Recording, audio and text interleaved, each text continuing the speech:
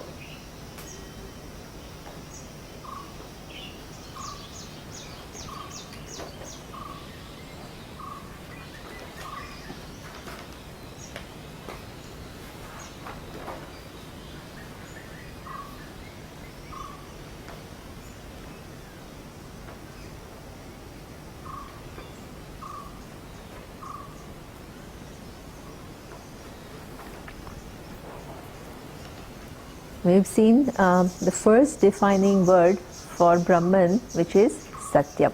Okay? Now we move on to the second word, which is Jnanam. Okay? Now Jnanam, as Sarthaka was saying, a literal meaning of Jnanam, if you look at the dictionary, it will say knowledge, right?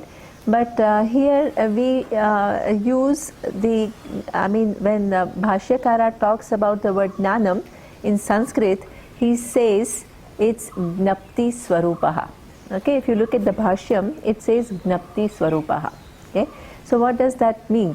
It means that which enables the knowledge to take place. So it's something different than just knowledge. Generally, what happens is that knowledge, we know everything through a certain process. So if you indicate Brahman as knowledge, you think that, oh, I just have to know something, like how I know table, how I know tree, how I know equations, I just have to know Brahman. Okay? You want to take that notion away and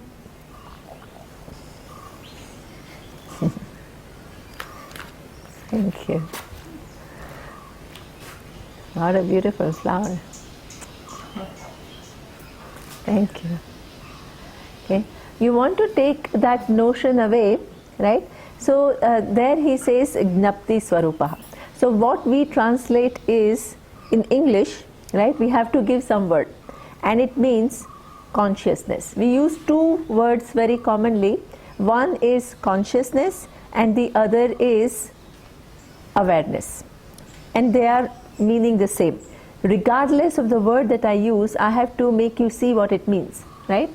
Because this is just a starting point. Now, when I talk about consciousness, everybody somehow understands what is consciousness. Nobody says, oh, I don't know what it is. Okay? But at the same time, is consciousness available to you as an object in the universe? No. Right? Just as you see this, can you say, now that is consciousness? No. Okay? What does it indicate? It indicates something very important, that consciousness is not an object in the universe, okay? And at the same time I understand the meaning, so that means what? It is I, right? So it is somehow available to me as I. I would not say it is inside, I would say it is available to me as I. Okay, now whether it is inside, outside and all, we'll find out. Okay. Now this, then I think that, oh okay, so this Brahman is consciousness, which is I. But as Prakash very rightly said, my understanding of consciousness is that it is inside, right? Now Shastra, the Upanishad, has to make you see that it is not only inside, it is outside, it is all pervasive. Okay? So therefore it starts with the word consciousness, but you have a certain understanding of what that consciousness is, which is limited in nature. And it has to use the same word and take out that limitation and make you see what it means by the word consciousness. Okay? So this is what, as I had said yesterday, the words are used as lakshanas and not as vachyartha. It's a lakshyartha, it is the intended meaning. I only can use the words that you already know to indicate something. Okay? But I have to take you to my intended meaning and not what you understand by that word. Okay? That whole process of lakshana, using lakshana, is slightly more analyzed. Okay? And it says that vachyartha, which is the direct meaning of the word, and lakshyartha, which is the intended meaning of the word, right, are of three types. There is lakshyartha in the sense of lakshana is jahal lakshana, ajahal lakshana and bhagatyaga lakshana. Okay? So each one we will give an example to make you see how a word is used which is not the direct meaning of the word but the intended meaning of the word. We do it all the time. Okay? So the traditional examples are given where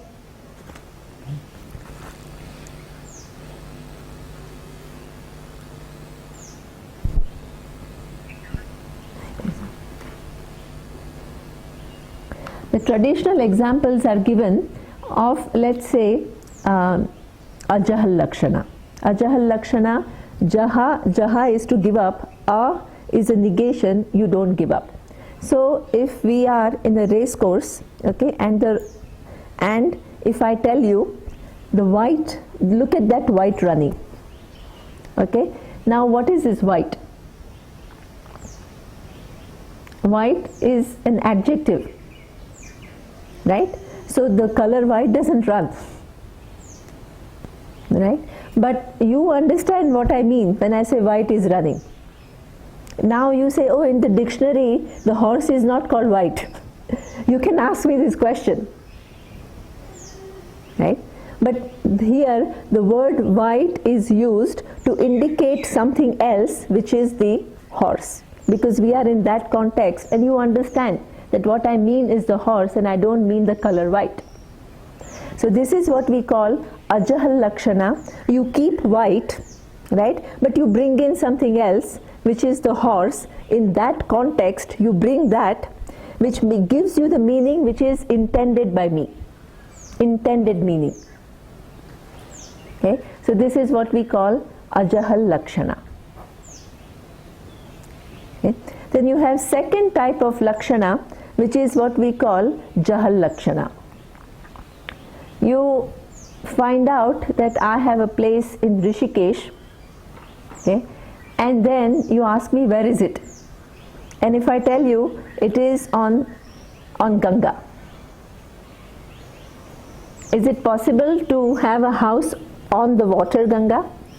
No. Right? So here you understand. What do you understand? On the banks of Ganga. Right? So therefore, what you do is you take out Ganga, but you keep a certain understanding and you bring in the bank. So you give up Ganga, but you bring in the bank and you understand what I mean, which is the bank of Ganga. What I mean is not Ganga, but what I mean is bank of Ganga. Right? So here again, the word is used as a lakshana, and the word Ganga is used as a lakshana and not as vachyartha. Vachyartha, if it meant vachyartha, then it would mean that itself. Right? Then there is a third type of lakshana, which is what we call bhagatyaga lakshana. What we call jahal ajahal lakshana, where you retain part of the meaning and you give up one part of the meaning. Okay? So for example, Marisa told me the story that she knew some friends.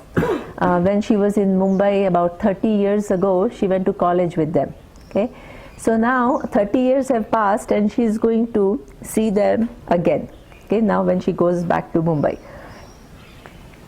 Now if one person comes in front of her, she may not be able to recognize that person, because 30 years have passed, the people undergo a huge change, right? Now one of the common friends, they said, oh, do you remember Swati? And then she remembers Swati of that time and that place. Okay? And then now she says, oh my God, that's her. Right? So that means what is in her memory is Swati of that time and that place. Okay? And now there is a Swati in front of her of this time and this place. But she has that possibility of recognizing, she retains Swati as the individual, she gives up the connotation of that time and that place. Okay? So there is what we call bhagatyaga lakshana. You retain one part, which is the person, you give up another part, which is the different time and space.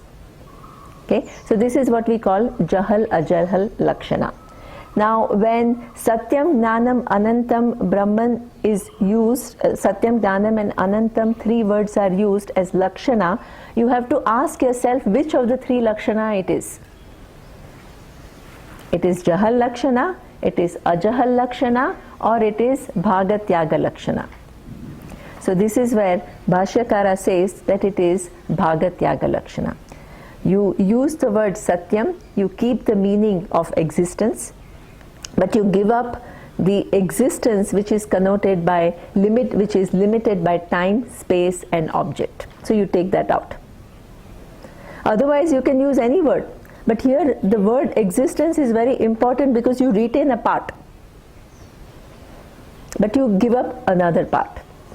Similarly, the word consciousness is used where you understand one thing, like Prakash said, consciousness I know because it is inside, right? So you use that word, but I have to use the word consciousness, but I have to take out the limited meaning of consciousness that I have in my mind when I use the word consciousness. Okay? So the whole job of taking out the unintended meaning is done by the Shastra itself. Okay? So when the Shastra uses the word consciousness, it uses as that which is the truth of the knower, okay, the object of knowledge and means of knowledge. This is the sense in which the word Gnanam is used. So Gnata is the knower, Gnanam is the means of knowledge, and Neyam is the object of knowledge. So this consciousness that Shastra is talking about, which is the existence, right? That consciousness cannot be limited, because we have found out that existence is Brahman, that existence is not limited by time, space and object. So the consciousness has to match that. It cannot be limited because they are all indicating Brahman. So the consciousness also has to be limitless. It cannot be limited by time, space and by object. Otherwise they too become contradictory definition of a given thing. Okay? So how do I now understand? Let's just look at what is a Gnata. Generally when we talk about consciousness, it is related to Gnata. Gnata is the knower, the status of being the knower. Okay? So we have this faculty which is what we call Antakarana. Antakarana is this inner faculty which enables us to know everything. It enables us to know about the world, about ourselves through, as I had said, different means of knowledge. Okay? Now the knowledge that takes place and the faculty and the functions are of 4 types. Okay? Even though it's an Antakarana is the faculty, it does 4 major functions. The first is what we call Manas. Manas is your whole 2 ways, two ways you can look at Manas. One is the place where all the emotions take place. Okay? So you have all these feelings, that you have emotions of love, hatred, jealousy, compassion, care. All this is a center of your emotions. Okay? Now Manas in the second way is also defined as that which is what we call Sankalpa Vikalpatmika Manaha. Okay? The mind which is fraught with doubts. Should I do this or should I do that? Okay? So many situations come in front of you and you begin to think about it and you have a doubt, this or that. Okay? So this is what we call the nature of that particular aspect of your inner faculty, which is mind. Then there is something else called Buddhi. Okay? Buddhi is what we call Nishchayatmika Buddhihi. It's a place where the cognitive understanding of things take place. Okay? So that means when you understand 2 plus 2 is equal to 4, you're not using that emotive aspect of your mind. It's got nothing to do with your emotions or how you feel, or there is no question of feeling here. It's just understanding things as they are. Right? So this is what we call the cognitive capacity. And that cognitive capacity can be very advanced, in the sense that it can understand very abstract things like E is equal to mc square. It can understand the relativity of time and space. It is an amazing capacity, right? Which is what we call buddhi, the cognitive capacity. Then the third thing is you operate in this world as an individual and there is some kind of a continuity. Even though every moment is a new moment, okay, what gives us the continuity in life? That is what we call the third faculty, which is what we call smriti, the memory. Okay, so I'm able to function as an individual, whoever it is, whether it is Vishnu or it is Rajendran or whatever. So you have a certain, if I ask you who you are, you'll relate to some events to your childhood, what you are studying now. All this is because you're not just alive to the present moment, you have memory from a certain point in your childhood with which you identify and then you function as a person. So this is what we call smriti or memory. Okay? Then the fourth faculty which we have is a very important faculty, because not only these emotions are taking place, the cognitive understanding is taking place, the memory of what happened in the past is there, but there is this sense of I which gets attached to each of these 3 faculties. Okay? So that is, I don't say that, I can just, sadness can come, but I don't just say sadness has come, I said I am sad. So that means that particular mode of mind gets mixed with I sense. Okay? So I am sad, I am happy, I am envious, I am compassionate. So this I, sense of I, is something which is connected to my emotions. Okay? Similarly, not only I understand 2 plus 2 is equal to 4, but I said I understand, okay, that I am intelligent. So that means that there is this I thought which gets connected with my cognitive capacity. Okay?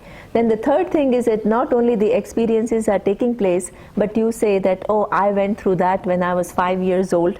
Okay? Especially if you meet somebody who's old, then the whole thing is they'll keep on reminiscing about their past. I was like this and I was. When the person goes on talking too much about the past and starts living in the past, you can say the old age has set in, right? Because it's all starting to kind of talk about, because there are some memories very close to the person's heart, and that the person continues to live in those memories. Okay? So this is where we say that there is this sense of I gets connected to the memory. So this faculty of I sense, which gets connected to all three functions, is what in Sanskrit we call it ahankara, I sense. Okay? And that I sense is what we generally call as the knower. The individual which actually performs all three functions. It's not like one person is doing the emotion, the other person, it's not like 3 or 4 totally different independent things. But there are 4 modes of thinking, okay? And the one which actually conducts the whole thing is this so-called knower, the entity, which what we call ahankara, where the seat of I sense is. Okay? So that is, when I say the consciousness, it generally means to me, when I use the word consciousness, to me what it can mean is the knower. The knower me, that ahankara me, which knows different things. It knows my emotions, it knows my cognitive capacity, it knows my memory, it knows about the world outside. So that is what I take the meaning of consciousness to be. Okay? Now, what Shastra shows is the relationship between this knower and the consciousness. Okay? So the consciousness is said to be the truth of the knower, not the knower, the entity itself. Okay? So how does this so-called thought of I sense, in fact this I sense which we take to be so real, in fact it is nothing but a thought. Okay? And that thought kind of, because it permeates into all the different thoughts, it becomes a continued entity. Now, when I have a thought, I am fearful, right? What is it? That I have this I sense and I have this thought, I am fearful. What is the content of that thought? Can that thought take place? What is the relationship between that thought and consciousness?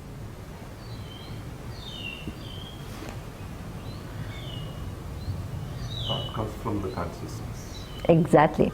So the relationship is, if you look at the words that we used yesterday, one is what we said satyam, independently existing, and the other one is what we say dependent upon something else. Right? So there we say the thought, I am fearful, or whatever, I am, any thought related to I, okay, cannot exist without the presence of consciousness. It has a dependent reality on consciousness. Okay? Whereas consciousness doesn't depend upon thought. When the thought goes, consciousness is very much present. When the next thought comes, which is a different type of a thought, oh, look at that beautiful fruit, I love that fruit, totally different type of thought. The consciousness is there or not? The thoughts keep changing. One lasts hardly for how many seconds? Even if you want the thought to stay back, it doesn't stay back. In one day, I think we have up to about 60,000 different thoughts. Okay? So the thought goes, the thought cannot exist without the presence of consciousness, but the consciousness is totally independent of the thought. Even while I am thinking that I am sad, the consciousness is totally free from the sadness, without which that given thought does not exist. but itself does not take on any attribute. Because if it took on the attribute of sadness, it will stick to it. But the next minute when I'm thinking about the apple there, which is a beautiful apple, the sadness doesn't inhere in the second thought. Consciousness is always free from the content of every thought. Just like wood is always free from the smallness or the bigness of the table. It's always free. You don't have to do anything to make it free.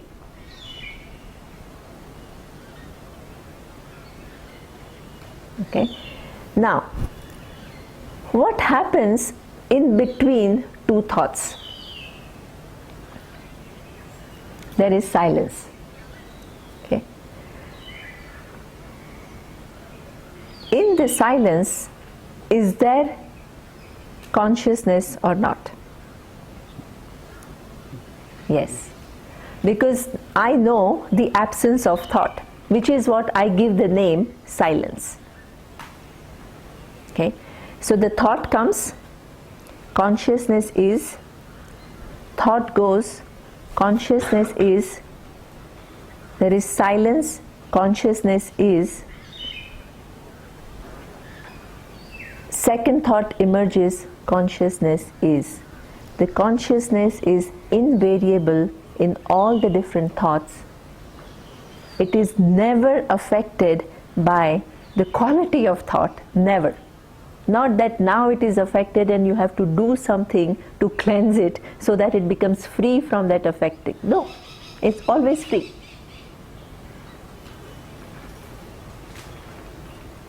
Okay, and it is invariable. Pratibodha viditam matam. Okay, invariable presence in everything that happens. For you, for you, for you, for you, for me, for everyone. Consciousness. Okay. Now this, our identification with the so-called gnata, the knower, is so strong that me, the individual, this entity that I have so much sense of I in, right? Total identification is, in order for you to further see the fact between the relationship between this mind and its faculty and the consciousness, the Shastra uses a different prakriya. Different prakriya means a different methodology to show you how consciousness is invariable and free, which is what we call avasthatraya prakriya. What is avasthatraya prakriya? 3 states of experiences that we have every day. Okay. Now the point is that if you are what you think you are, which is this knower who has a given faculty, who uses one's emotions, cognitive capacity and memory and all of that, if that is your intrinsic nature, then you should never be able to give it up. Because what is the intrinsic nature cannot be given up. Okay? But you yourself have a state every day of deep sleep, where none of the faculties that are available to you now are available in the deep sleep. What happens to your memory? What happens to your cognitive capacity? What happens to your emotive capacity? Okay? None of them are there. And still, I am. So that means what is there? What is there in the deep sleep? All these faculties have gone away, but I, the consciousness, is present. It's because it is already free, it finds itself, it doesn't do anything. The presence or absence of thought make no difference to the consciousness. Okay. So this is what we call, this is one insight. Then what happens in the dream?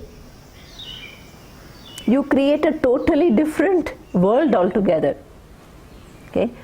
You can become, if you are a pauper, you can become a king in a dream world. Okay? And the world which is sometimes a very, if it is a nightmare, you can see a very frightening world in front of you. Or if it is a nice dream, you can imagine yourself as walking in Paris and, going to a cafe and having a nice pastry or whatever. I mean, you can just imagine a totally different world of a different time, place, different characters in front of you, different interactions, right? So that means if the waker was you and that was your intrinsic character, you can never give it up. But what happens is that waker goes away both in the dream as well as in the deep sleep. Okay? But what remains invariable in all three is the awareness or consciousness. When you are in a waking world, the presence of awareness is invariable. When you don't have any thought in deep sleep, I am, the consciousness remains. When you create a different world altogether with different characters and different interaction in the dream, that is not possible without the presence of consciousness. Okay? So this is a second methodology which is used by Shastra, using your own states of experience to show that how this consciousness, which is the real nature of I, is always free from these four different functions of the mind.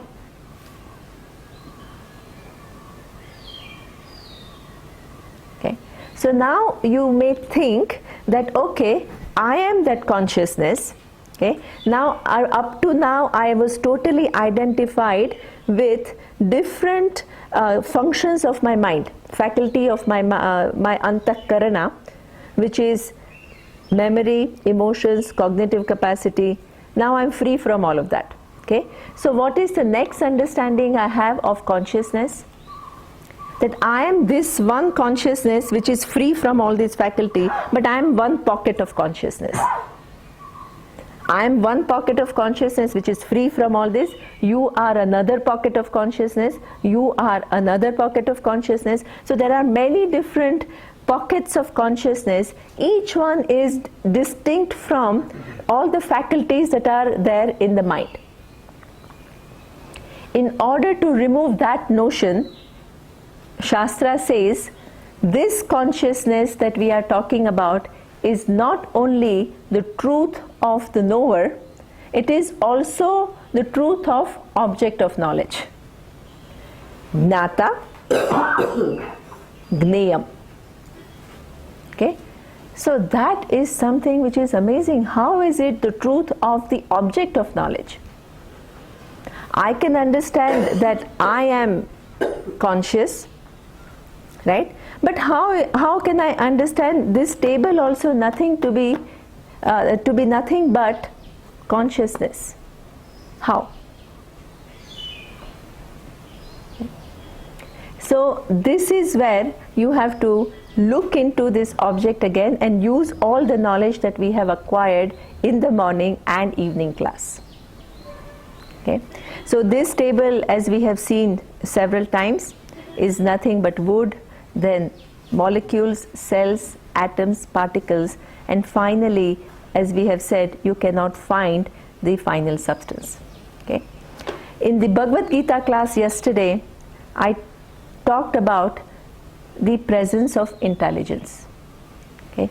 The presence of intelligence which makes it possible for these minute particles to manifest, come together in a highly sophisticated manner at every level to create increasingly differentiated universe. The basics are the same, atoms and particles, but how they are combined to create different objects in the universe and how they each one interacts with the other requires tremendous amount and precision, which is what we call, as Surya said in the meditation, which is what we call all intelligence or all knowledge that is present. At every time, things don't fall apart. Galaxies don't go out of their orbits, right? The whole universe is moving. and at the same time nothing really collides generally. Everything continues to happen because of the presence of intelligence. What does that intelligence do? Brings into manifestation each form, brings into manifestation all the different forces of the universe, and creates a symbiotic relationship where each one has an interdependence on the other. Okay. Now, so therefore we add one more element, which is more fundamental than any given object, is the all intelligence. Okay. Now let us look at the relationship between all intelligence and consciousness.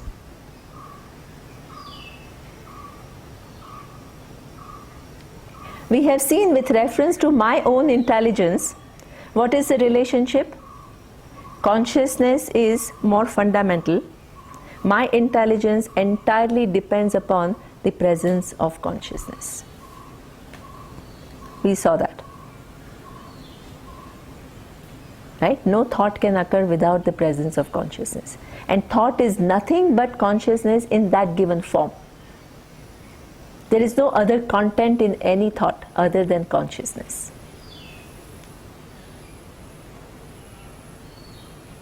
Okay?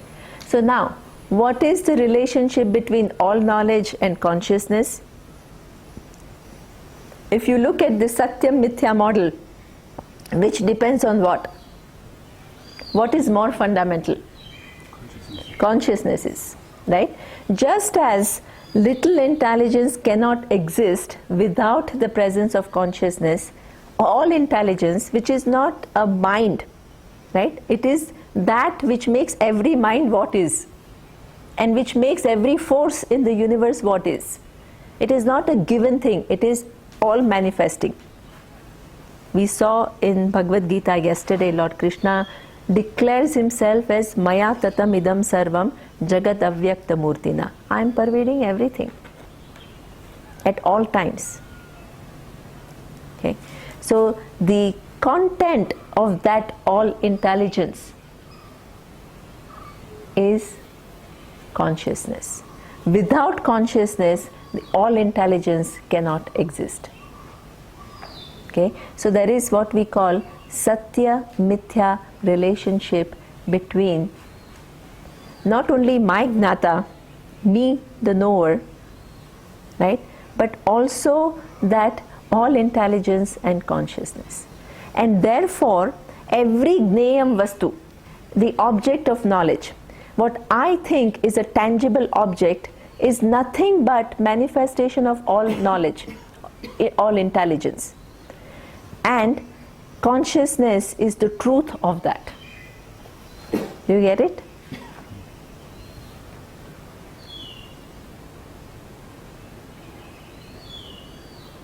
Okay.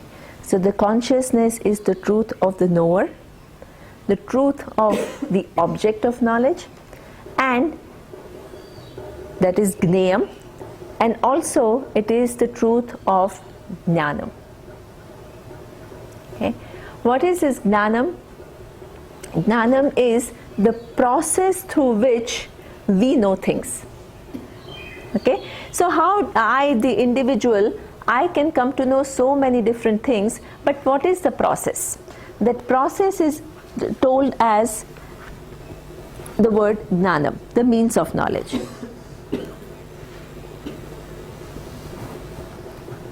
Okay? So let's say if I know this camera. So how does this knowledge of camera takes place for me? The physical camera does not enter my mind, right? So there is a process. So this process is what we call Jnanam. What happens? That there is an external camera which my eyes have the capacity to see, right? Now the eyes send the signals to the brain, right? And in the brain, what happens is what they call Vritti Jnanam. Vritti Jnanam is a thought comes which takes the form of that camera. Okay? And I recognize that thought. and I say, oh, this is camera. Okay? So that means for any external knowledge to take place, or any knowledge to take place, there has to be a corresponding thought in my mind which I recognize, which gives me the knowledge. So every knowledge is what we call vritti jnanam.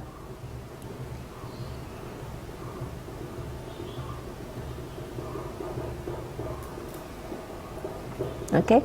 Now, let's say there is a camera here, but if I did not know that this is a video camera and I thought that it is just kind of something which is just taking photos, right?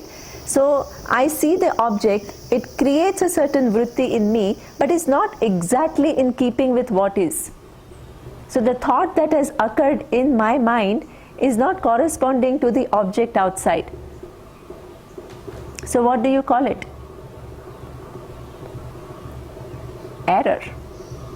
Because nothing happens to the object.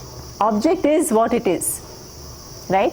But the thought that has taken place in my mind is not matching what is there. This is why this vritti jnanam is so critical. Every knowledge, including the knowledge of I, takes place in the mind. And for mind to be able to capture what is, you need that preparedness where you will not distort anything, you will capture it as it is.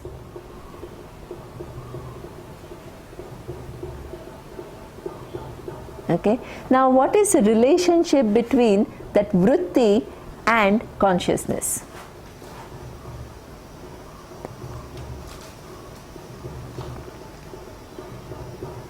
The thought form, which is right now camera, cannot exist without the presence of consciousness,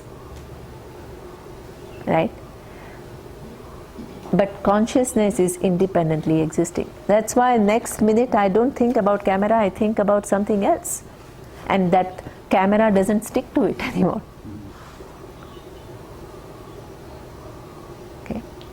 So that means this consciousness that Shastra wants to convey is that consciousness, it's not just you, the individual. That's what we start from. From your known understanding of who you are. And it takes you to discover that that consciousness is all pervading. It is the truth of the knower. It is the truth of the object of knowledge. And it is the truth of the process of knowledge. And if you look at the whole universe, is there a third, fourth thing?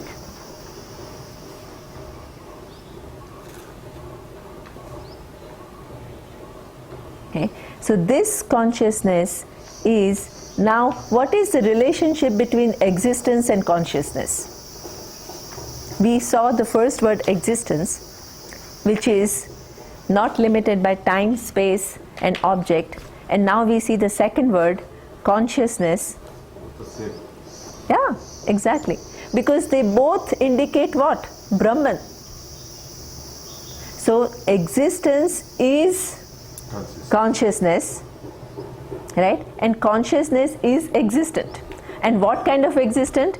Conscious existence. Conscious existence, which is not limited by time, space and object.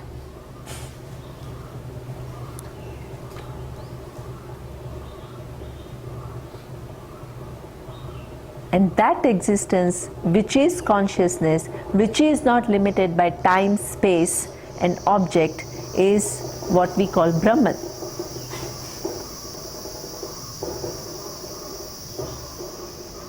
Jnata, Jnanam and Jneyam. And that is what it says, because it is not limited, we call it limitless.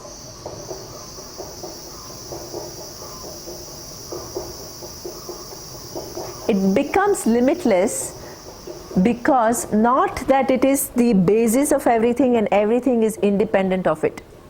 Okay? It becomes limitless because nothing exists independent of that, and itself is independently existing.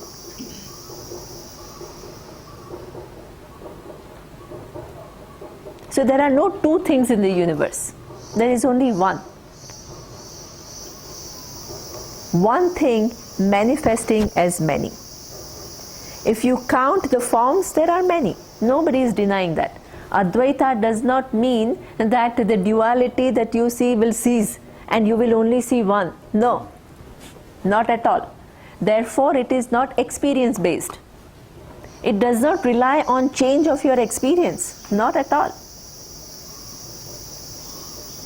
In spite of your perception, the reality happens to be that all that is here is one. And you continue to perceive the world as it is.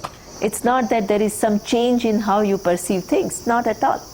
It's like when a physicist finds out that all that is here is just these loose atoms and particles and mostly it is space, the perception of table does not change. It's not like for a physicist he only sees all this empty space. No.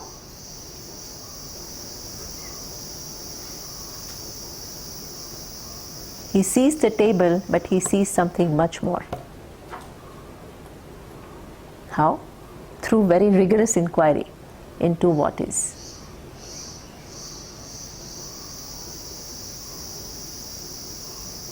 Okay? So what is apparent is not necessarily the reality. And in many cases we see that, right? The earth appears flat, but the reality is that it is a globe.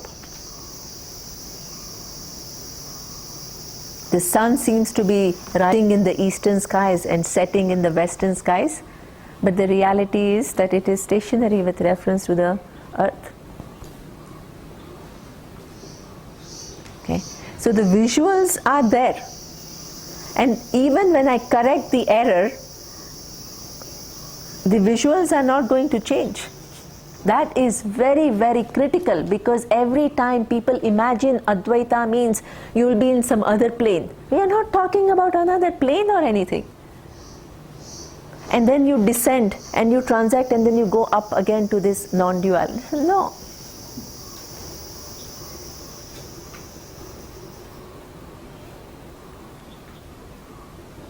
Okay. So Advaita, when you look into this creation, and if you really look at that one thing upon which everything else depends, that happens to be one non-dual reality, which is existence, which is consciousness, which has no limitation. That the third word, now we move to the third word, which is Anantam. I have how many minutes? 10 minutes. Okay. Anantam is to make it absolutely clear that you can't take the word, if you had just, some people ask, Bhashyakara asked this question, by existence you have already conveyed that it is not an existence which is limited by time and space and object. Okay? And by consciousness you have already conveyed that it is not just the truth of the knower, it is the truth of the knower, the object of knowledge, and the means of knowledge. Now you've already conveyed, why do you need the third word, Anantam? Anantam means limitless. You needed to make it very sure, otherwise if you had just said two words, existence and consciousness, you could argue in any way. You will say, how do you know that this is the existence which is meant, which is not limited by time space? How would you know? Somebody else can say, but for me existence means something which is a limited existence, and I take Brahman to be that which has a limited existence. How do you know that the knowledge, the word, has to be taken as the truth of all three, which does not have any limitation, right? So the third word makes it absolutely clear how these two words have to be taken. You see the logic? Anantam, the word, the limitlessness without any end, makes it absolutely clear there cannot be any other meaning of the word Satyam other than what we have come to.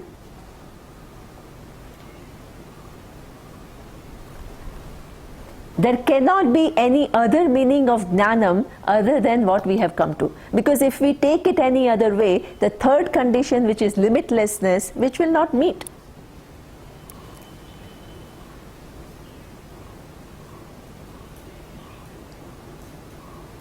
Okay, so the limitlessness is a reiteration of the fact that you cannot take the word Satyam and Gnanam in any other way than the way it was taken by Bhashyakara.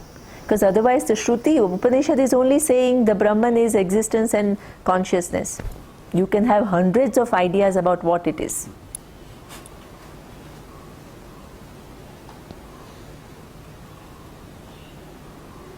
Right? So the Anantam Shabda is very important. It connects with Satyam, it connects with Gnanam, and it gives the overall meaning of Brahman. Okay. Now, one thing that I wanted to touch upon, again, limitless. By limitless, what we mean that it is neither limited by time, space, and object, right? So, and that is a reality. Now, if you look at the Shastra, sometimes Brahman is described as Sat, Chit, Ananda. Okay, Sat is equivalent to Satyam, existence. Chit is equivalent to Gnanam. And here again, as we have seen, in English we use different words, consciousness, awareness. In Sanskrit also they use different words, right? They use Chit and they use Gnanam. But what they mean is what I meant, right? Then the question comes as to why the word Anantam, the limitless, is used as Ananda. Okay? Now that word Ananda creates a little bit of confusion because it is getting mixed up with the state of one's mind. Okay? So you think that it is, once I know this Brahman, there is going to be some Ananda. Okay, which is an emotion, which falls actually in the category of Antakarna, it falls within emotions. Okay, and then you think that this is something which is knowing the limitless, so the degree of that happiness will be much more, so you give a different name called bliss. That the person, the wise person, is always blissed out.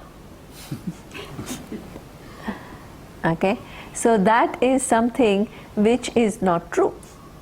The word Ananda is used in the sense of limitlessness.